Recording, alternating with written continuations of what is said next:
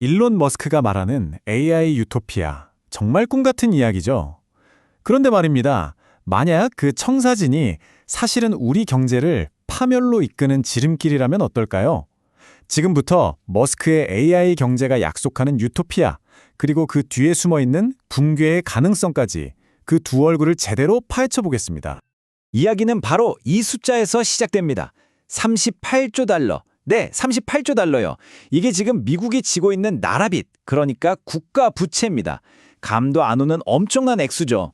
근데 이게 그냥 남의 나라 얘기가 아닌 게 우리 모두의 미래를 뒤흔들 수 있는 뭐랄까 시한폭탄 같은 거거든요. 이 어마어마한 문제에 대해서 일론 머스크가 뭐라고 했냐면요. 미국 부채는 터무니없이 높다고 딱 잘라 말했습니다. 그러면서 아주 급진적인 어쩌면 유일한 탈출구를 제시하는데 그게 바로 AI입니다. 과연 그의 계획이 말이 되는 건지 또 우리를 어디로 데려갈 건지 오늘 차근차근 짚어보겠습니다. 먼저 이 38조 달러 문제가 대체 얼마나 심각한 건지 현실부터 보고요. 그 다음에 머스크가 내놓은 AI 탈출 계획, 이걸 한번 뜯어볼 겁니다. 그리고 이 계획의 핵심이죠. 바로 디플레이션 전환점이라는 게 뭔지 알아보고 이게 과연 우리를 유토피아로 이끌지 아니면 끔찍한 경제 나선으로 떨어뜨릴지 그 두 가지 미래를 비교해 볼 거예요. 마지막으로 이런 AI 시대의 부는 과연 어디로 흐를 것인가?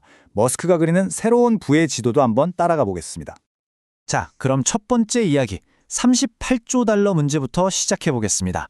이 위기가 대체 어느 정도 규모인지부터 알아야겠죠? 이게 얼마나 심각하냐면요.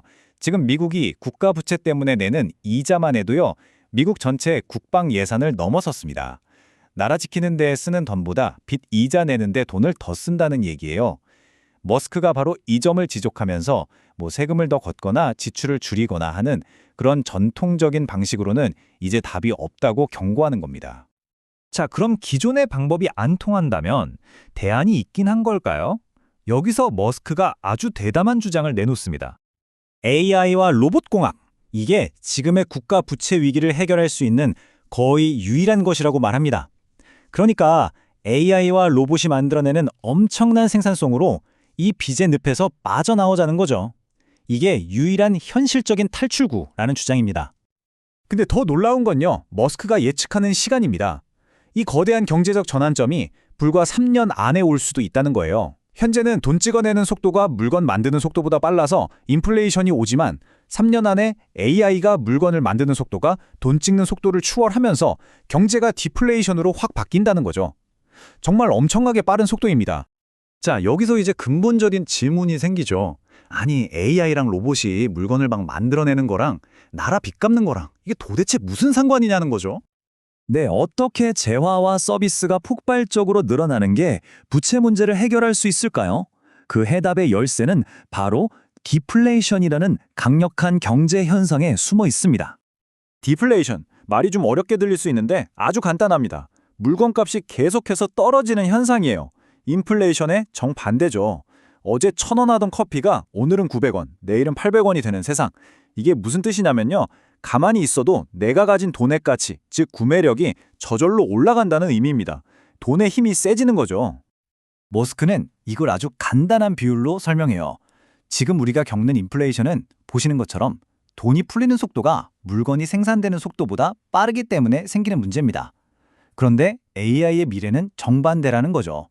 AI가 물건과 서비스를 만들어내는 속도가 돈이 풀리는 속도를 압도해버리면 당연히 공급이 넘쳐나니까 가격은 떨어질 수밖에 없다는 겁니다. 이게 바로 디플레이션 경제의 핵심 원리입니다. 모든 게 싸지는 세상. 와, 생각만 해도 너무 좋죠? 하지만 이 디플레이션이라는 건요, 사실 동전의 양면과 같아서 우리를 전혀 다른 두 개의 미래로 이끌 수가 있습니다. 자, 먼저 머스크가 그리는 아주 눈부신 미래, 그 유토피아부터 한번 들여다볼까요? 말 그대로 부족함이 없는 희소성이 사라진 세상입니다.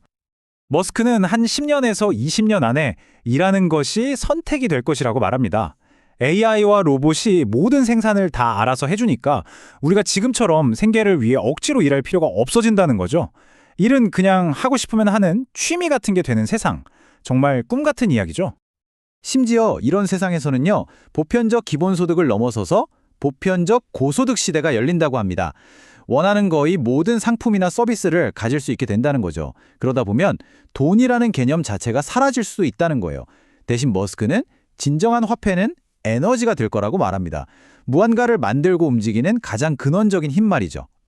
자, 그런데 이렇게 장밋빛 미래만 있는 걸까요? 이 유토피아 비전은 물론 매력적이지만 경제 역사는 우리에게 아주 어두운 가능성을 경고하고 있습니다. 바로 부채 디플레이션이라는 무서운 함정입니다. 이게 뭐냐면 대공황을 설명하기 위해 나온 이론인데요. 물가가 계속 떨어지면 역설적으로 내가 짊어진 빚의 실질적인 부담이 눈덩이처럼 불어나는 현상을 말해요. 이게 경제 전체를 무너뜨리는 연쇄 반영을 일으킬 수 있습니다. 이 악순환은 이렇게 시작됩니다. 1단계, 물가가 떨어져요. 그럼 2단계, 내가 갚아야 할 빚의 실질 가치가 올라가죠? 예를 들어 물가가 반토막 나면 1억 빚이 체감상 2억 빚이 되는 거예요. 그럼 3단계, 사람들은 빚을 갚으려고 집이나 주식 같은 자산을 내다 팔기 시작합니다. 4단계, 소비자들은 어차피 내일 더 싸질 텐데 하면서 지갑을 닫아버리죠? 소비가 멈추는 겁니다. 그럼 어떻게 될까요? 5단계, 기업들 매출은 곤두박질치고 결국 망하거나 사람들을 해고하면서 경제 전체가 깊은 침체의 늪으로 빠져드는 거죠. 이게 바로 대공황 때 그리고 일본의 잃어버린 10년 동안 실제로 일어났던 일입니다. 자, 그렇다면 이 AI 혁명이 정말로 일어난다고 가정해 봅시다. 유토피아가 되든 아니면 재앙이 되든 이 새로운 경제에서 미래의 부와 권력은 과연 어디로 향하게 될까요? 머스크는 미래의 부가 이 세 가지 핵심 기둥을 장악하는 사람들에게 쏠릴 거라고 봅니다.